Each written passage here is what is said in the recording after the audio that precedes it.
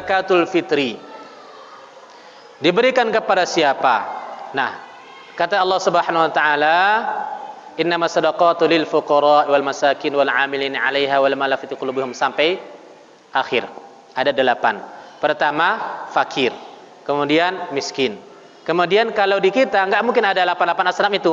Fakir ada, miskin ada, amil ada, kemudian fisabilillah ada, kemudian ibnu sabil, orang yang berjalan kemudian terputus dari perjalanannya, enggak ada ongkos dia lagi dia, kemudian fisabilillah, orang yang berjuang di jalan Allah, kemudian firiqab, orang yang hamba sahaya, kemudian gharim, orang yang berhutang. Biasanya enggak semuanya ada, enggak mungkin ada hamba sahaya ataupun orang yang musafir. Nah, yang ada cuman paling 4, yaitu fakir, miskin, amil, fisabilillah. Biasanya itu. Ada juga orang yang berhutang. Jadi kalau orang yang berhutang ini termasuk yang kredit rumah, kredit mobil, kredit kereta, enggak masuk. Ustaz, Pak, saya juga termasuk asram ini. Kenapa? Saya berhutang, utang rumah saya, utang mobil, utang kereta, banyak kali utangnya. Nah, itu enggak masuk, ya. Jadi misalnya ada 4, bagaimana pembagiannya? Nah, kalau misalnya tadi, ya, diterapkan amin belakangan, oke, amin belakangan. Berarti dibagi kepada tinggal 3, fakir, miskin, fisabilillah. Kemudian dibagikan bagaimana? Kan kita dapat ada beras, ada uang. Ada beras, ada uang. Sebaiknya kalau dalam mazhab Syafi'i dia dibagikan kepada masing-masing bahagian. Kenapa? Karena kata Allah itu dia perbagian, ada 1/8. Makanya kalau 4 berarti 1/4. Ya, 1/4. Tetapi kalau kita bagikan 1/4, nanti yang fakir miskin, yang banyak orangnya, maka dapatnya sedikit. Misal, fakir miskinnya ada 300 orang. Fisabilillahnya cuman ada misalnya 30 orang. Amilnya ada 50 orang.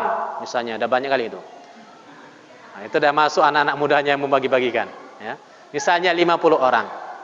Nah, jadi kalau kita bagikan rata bagi 4, misalnya ada beras dapat 1 ton, langsung dibagi 4, jadinya 250 kilo masing-masing. Yang fakir miskin yang 250 bagi 200, cuma dapat 1 kilo. Yang dapat bagian yang banyak siapa? Kalau yang 30 tadi, fisabilillah. Nah, maka ini tidak adil, tidak merata. Maka bagaimana cara pembagiannya?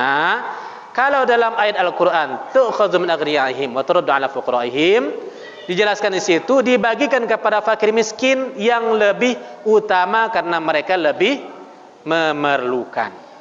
Maka kalau saya buat di masjid saya, itu beras semuanya dibagikan kepada fakir miskin berdasarkan jumlah orang. Berdasarkan jumlah orang. Berapa orang fakir miskin? Ya, berapa orang fakir miskin ini termasuk tanggungannya. Misalnya dia janda, ada tanggungannya 3 orang, jadi 4 orang. Yang ini ada 5 orang, yang ini 3 orang. Dikumpulkan total semua berdasarkan kepala. Ya, berdasarkan kepala ada 200 orang. Terkumpul 1 ton, maka 1 ton dibagi kepada 200 orang. Dapat berapa masing-masing? Dapatlah 2,5 kilo. Dapatlah 2,5 kilo per orang. Maka dibagikan per keluarga, nanti tinggal dibagi. Kemudian uangnya, kalau dibagikan per orang enggak cukup duitnya, habis.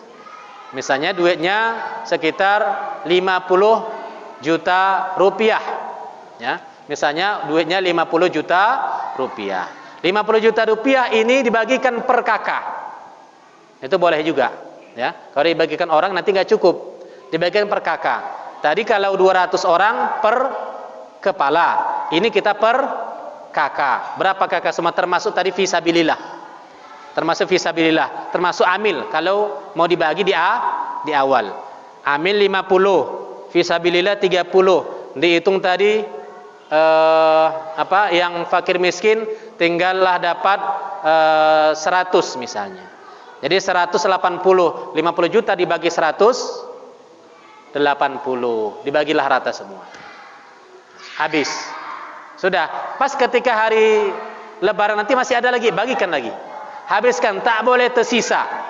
Uang zakat tak boleh tersisa, dan uang zakat tak boleh dibelikan untuk beli timbangan, untuk beli plastik, untuk beli goni dan lain sebagainya. Ya, uang zakat tak boleh dibelikan untuk keperluan panitia zakat. Enggak boleh untuk rapat-rapat. Kan kadang panitia rapat dipakai uang zakat. Tak boleh. Ini uang zakat mesti diberikan semuanya kepada asnaf. Jadi kalau rapat bagaimana? Gunakan uang infak. Jadi kan ketika orang bayar zakat kan ada, misalnya dia bayar untuk 5 orang, uangnya 180.000, dikasih 200.000, dan 20.000 jadiin infak. Itulah yang digunakan. Uang infak dan uang sedekah itu digunakan untuk keperluan dari panitia zakat. Membuat spanduk, jangan pakai uang zakat, pakai uang sedekah ataupun pakai uang infak tadi. Wallahu a'lam bishawab. Dia sudah bagikan 2 hari sebelum, kemudian masih ada lagi yang mau bayar zakat ketika selepas itu, sampailah malam takbiran. Diberikan kepada siapa lagi? Maka harta tersebut diberikan lagi kepada fakir miskin yang bisa kita jangkau. Yang bisa kita jangkau, bukan yang tidak bisa dijangkau. Kalau sekarang kan dilarang juga mudik, jadi bisanya tak pulang kampung mereka. Maksudnya yang bisa dijangkau, bisa kita serahkan pada malam takbiran atau sebelum solat Id. Itu paling lambat, sebelum solat Idul Fitri.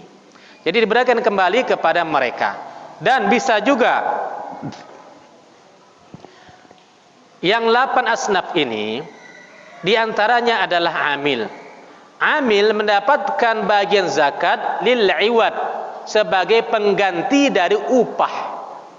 Bukan karena dia menjadi asnaf dari zakat itu sendiri. Yang lain dia mendapatkan karena sosial. Ya, dari Allah Subhanahu wa taala ditetapkan. Tetapi dalam amil itu mendapatkannya berdasarkan karena iwad, karena upah.